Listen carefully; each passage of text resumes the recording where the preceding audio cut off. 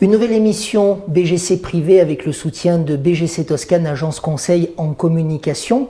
Merci de nous suivre de lundi en lundi, à la fois sur notre chaîne YouTube et sur les réseaux sociaux, notamment Facebook. Marie-Elsa Niels est notre invitée. Bonjour Marie-Elsa. Bonjour.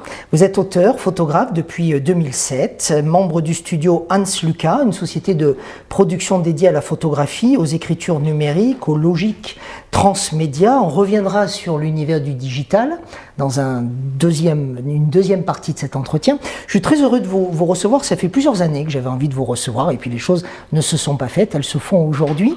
Merci sincèrement d'être avec nous. Comment définiriez-vous la photographie avant de définir plus votre travail? Alors la photographie peut-elle se définir? C'est un médium vaste. Elle peut être à la fois un instant, une fabrication, une narration. Elle peut être du reportage, elle peut être une photographie plasticienne. Alors la définir, ça me semble un petit peu difficile. Et puis je crois que c'est aussi un médium qui nous offre beaucoup de liberté. Alors définir une forme de liberté, ça peut être un peu compliqué. Pourquoi dites-vous médium? J'ai cru que vous aviez fait un lapsus au tout début de l'entretien, mais là ça fait 2 fois que vous le dites, médium et pas média. Parce que je le vois comme une discipline.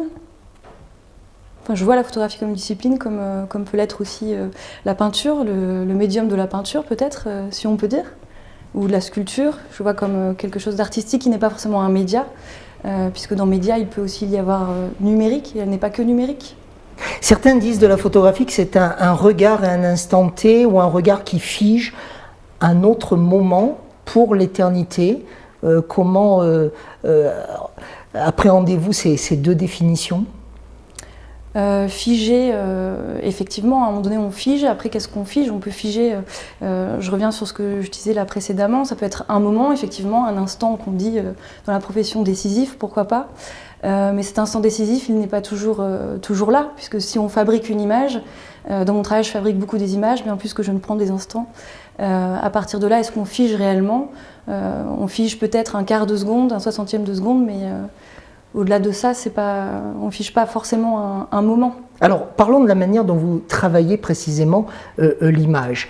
Est-ce que vous êtes de celles qui vont visualiser le cliché avant qu'il n'existe, avant de le fabriquer, ou est-ce que c'est l'instant qui impose le cliché?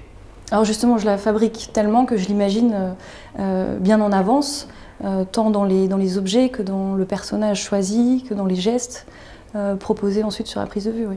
Par exemple, donnez-nous un exemple d'une dernière image que vous avez imaginée, que vous avez anticipée, visualisée et qui est devenue réalité. Eh bien, je peux parler d'une photographie qui s'appelle Ellie, qui n'appartient pas à une série. Donc là, ce n'est pas de la mise en scène, mais un travail plus de matière, un travail plus intimiste. Je connaissais cette personne que je voulais absolument photographier, donc j'ai imaginé faire des portraits de cette personne d'une certaine manière. Et tendre vers une confusion entre le féminin et le masculin, et ensuite je voulais ajouter des matières dessus, donc j'ai photographié à la fois ce personnage et à la fois ces matières que j'ai ensuite rassemblées. Je connaissais mon processus technique pour arriver à mes fins. Vous travaillez avec combien de personnes autour de vous? Est-ce que vous êtes seul? Des ambiances comme celles qui nous entourent, un environnement de studio, vous connaissez ça par cœur? Oui, alors effectivement, le studio, c'est vraiment mon environnement. Tout dépend des travaux que je fais. Sur la prise de vue que je viens de vous évoquer, j'étais seule avec le modèle et ensuite seule dans la suite du procédé. Sur des mises en scène, on peut être 2, 3, 4, voire beaucoup plus. Est-ce que vous aimez que l'on dise d'un photographe qu'il embellit la personne, qu'il embellit l'instant? Je crois que c'est pas juste une histoire de photographe. À ce moment-là, c'est une histoire de rencontre. D'abord, sur du portrait, en tout cas, j'y crois beaucoup. Donc ça dépend aussi de la personne qui est en face de nous et de ce que cette personne-là a envie de nous donner. Si la personne n'est pas présente en ce sens, on peut essayer, mais je pense que c'est plus compliqué quand même. Je crois que c'est vraiment un duo. On va regarder quelques clichés que vous nous avez proposé. On va s'arrêter sur... alors j'ai pensé que c'était des nus, on en a parlé tous les deux, et vous avez plutôt dit que c'était des clichés liés à des corps. Expliquez-nous un petit peu ce que nous sommes en train de voir. On visualise bien le corps, en tout cas le bas du ventre d'une femme, le sexe d'une femme, le sexe en partie d'un homme. Racontez-nous un petit peu comment vous avez travaillé ces 2 clichés.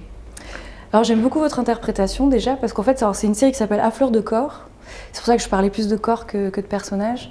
Ce que vous avez vu dans les photographies vous appartient parce que ce n'est pas forcément le cas de ce qui a été photographié. Et on va me prendre pour un gros obsédé, mais c'est pas grave. Alors pas du tout, parce qu'on est effectivement dans du nu. Donc effectivement, on peut voir des ventres, on peut voir des poitrines, des sexes, effectivement. L'idée de cette série, c'est un travail sur les transmissions intergénérationnelles. L'idée étant au départ de photographier 2 personnes de 2 ans, 2 enfants, puis ensuite 2 personnes de 30 ans, 2 personnes de 60 ans. J'ai imprimé ces photographies de leur corps nu sur du papier calque. Et ensuite, j'ai refotographié dans mon studio, cette fois-ci seule, la superposition de ces papiers calques comme la superposition des générations et donc des transmissions. Donc en fin de compte, c'est l'histoire du cliché qui en soi raconte la photo elle-même. Oui, tout à fait. C'est le cheminement, oui. Pourquoi cette volonté ? Vous ne pouvez pas vous contenter de prendre une photo, il faut derrière qu'il y ait tout un processus, toute une histoire. Je crois que j'aime beaucoup l'idée de narration dans la photographie. Ensuite, je vois la photographie beaucoup dans l'espace. Quand je commence une série, je la travaille en imaginant l'exposition ensuite, même sans avoir le lieu. Je l'imagine en espace avec un début et une fin, une narration sur toute une série au-delà même d'une seule photographie. Oui, c'est quelque chose qui m'est effectivement important. On parlait de l'univers de Marie-Elsa Niels. Dans une prochaine émission, elle va nous raconter d'autres manières de travailler, notamment à travers ce qui la caractérise aussi. On pourrait presque parler de bande dessinée animée au figé. On revient et on se donne rendez-vous dans quelques jours sur ce même média. Marie-Elsa Niels est donc notre invitée sur BGC Privé, avec le soutien de BGC Toscane Agence Conseil en Communication pour ce portrait, aujourd'hui donc un autoportrait quelque part, hein, c'est l'arroseur à arroser au sens où la photographe se livre et nous livre. Tiens, et nous livre son travail justement. Vous aimeriez que je vous photographie de quelle manière ? Je vous laisserai carte blanche, je crois. C'est ça aussi un portrait. C'est ce que je disais tout à l'heure, c'est un rapport qu'on a avec à la fois le modèle et le photographe. Donc je ne peux rien imposer, c'est compliqué d'imposer dans ces cas-là. Si on parle de créativité, évidemment. Je disais à nos internautes, à nos téléspectateurs, que vous avez aussi un univers photographique très particulier, celui qui vous caractérise. On en voit là des images tout de suite. C'est comme un tableau vivant. D'ailleurs, je vais prendre le livre qui est juste à côté de vous. Il est paru aux éditions Page Centrale. On salue Benoît et Sylvie Barès. Page Centrale qui vous a donc édité dans un ouvrage très sympa à paraître. Alors, on voit des choses particulière. Moi j'ai envie de dire, voilà, c'est un instant figé, et pourtant, on a l'impression que la photo, elle vit, et elle ne s'arrêtera jamais de vivre. C'est peut-être parce que ce sont des images où je pense qu'il y a plusieurs degrés de lecture, on peut y revenir parce que ça fourmille d'objets aussi, que les objets ont un sens à chaque fois aussi, un sens commun, donc ils peuvent aussi parler d'eux-mêmes. Je crois qu'il y a du coup différents degrés de lecture qui peuvent se faire dans le temps. Comment travaillez-vous par exemple cette photo ? Comment l'avez-vous travaillée ? Alors cette photographie, donc là, ce sont des prises de vue où j'ai toujours au moins un assistant ou 2 qui m'accompagnent et qui m'aident.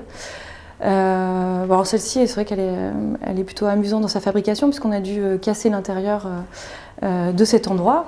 Ah oui, quand même, vous avez cassé. Voilà, on a cassé, on a amené des briques, on a amené beaucoup d'éléments, de bazar. Il a fallu peindre une baignoire, grimer notre modèle. C'est voilà, toute l'installation des objets sont des moments qui se font sur une journée souvent. C'est peut-être plus simple ça, c'est la vie des couples selon Marie-Elsa Niels. Alors ça, ce n'est pas ma vision forcément du couple, mais en tout cas c'est un travail pour ce couple-là qui est un véritable couple binational. Elle est allemande, lui est français. L'idée de cette série, c'était une photographie par mois pendant 1 an, retraçant leurs moments de vie importants et des moments du quotidien. Et aussi du coup avec cette différence franco-allemande qui amène aussi des choses dans le quotidien en plus. Là c'est le résultat d'une commande, c'est le résultat d'une réflexion de votre part ? C'est une commande de Silke qui voulait offrir cette série à son époux pour ses 50 ans. Qu'est-ce que vous préférez dans votre travail, Marie-Elsa ? Ce type de cliché, je le redis, c'est comme un tableau qui ne s'arrêterait jamais de vivre, ou alors des instants plus figés, comme le travail sur les corps dont nous parlions tout à l'heure ? Je crois que ce n'est pas une histoire de préférence, c'est une question de besoin aussi. Je crois que ce sont des pans différents aussi de ma personnalité qui s'expriment à ces moments-là et j'ai besoin des deux parce que les deux me correspondent complètement. Donc en enlever un me paraîtrait faux, en tout cas pas juste dans ma conception et dans ma façon de vivre et d'être en photographie. La première fois que j'ai découvert votre travail, on va en voir l'image, c'est un cliché très particulier où se confondent les jambes d'un cheval, je crois, avec les jambes d'une femme. Et c'est tout simplement majestueux. Merci. C'était une photographie qui s'est faite sur un portfolio de commande. Là, c'était un portrait avec une jeune femme et son cheval. Elle souhaitait immortaliser cette connivence qu'ils avaient tous les deux. Oui, mais comment fait-on alors pour demander à cette dame de ne pas bouger? Je pense que c'est possible, mais le cheval, c'est peu compliqué, non? Non, pas forcément. C'est vrai? Vous avez réussi du premier coup? Oui, ça s'est fait assez naturellement. Je crois que quand il y a une connivence entre un cheval et son cavalier, beaucoup de choses peuvent se passer, oui. Je disais tout à l'heure, au début de notre entretien, que vous êtes membre d'une société de production dédiée à la photographie, aux écritures numériques et aux logiques transmédia. Alors, vous n'avez pas, vous êtes né en 88, je crois. 86. Ouais. 86 du siècle passé. Vous n'avez donc pas connu la photo argentique. Vous savez développer sur photo argentique? J'ai très bien connu parce que je l'ai fait beaucoup. Ouais. Vous étiez toute petite. Non, parce qu'en plus je le fais encore. Hein. Je travaille encore un peu en argentique. C'est tout mon début de photographie, c'est fait en argentique. Donc je travaillais en 6:6, des papiers barités en laboratoire, tirage de collection. C'est quelque chose que j'ai beaucoup aimé et qui m'a beaucoup accompagnée. Ouais. Bon, vous me voyez venir, vous travaillez comment? Avec l'argentique ou le numérique? Ça peut être les deux. Aujourd'hui, je fais encore des recherches en laboratoire pour des recherches de matière. Par contre, quand même, majoritairement, c'est du numérique. Parce que maintenant, j'ai différents degrés de prise de vue, puisque je fabrique mes images. Donc, à la fois, je fais des photographies, mais que je vais refotographier ensuite. Donc, j'ai à la fois une recherche de matière qui peut se faire en labo, qui ensuite va pouvoir peut-être se décliner avec de la photographie numérique, et ainsi de suite. Et le numérique n'a pas tué la photo? Oh non, je crois pas. Ce sont des rebondissements par rapport à une époque aussi. Et en plus, aujourd'hui, l'argentique est en train de revenir à la mode. Hein. Vraiment, il y a énormément de photographes et de jeunes photographes qui reprennent l'argentique, la photographie à la chambre, les procédés anciens. Je crois que ça a été notre pratique. Et puis en plus, dans le travail de commande, le numérique est quand même un atout majeur. Quel est votre regard ou votre interprétation de tous ces milliards, je ne sais pas quelle quantité prendre, mais je pense qu'on est en termes de milliards de photos qui se prennent chaque année, régulièrement, grâce aux appareils photo, aux smartphones? Alors, c'est vrai que c'est une vraie question, parce qu'à la fois, la photographie est quelque chose que j'aime énormément.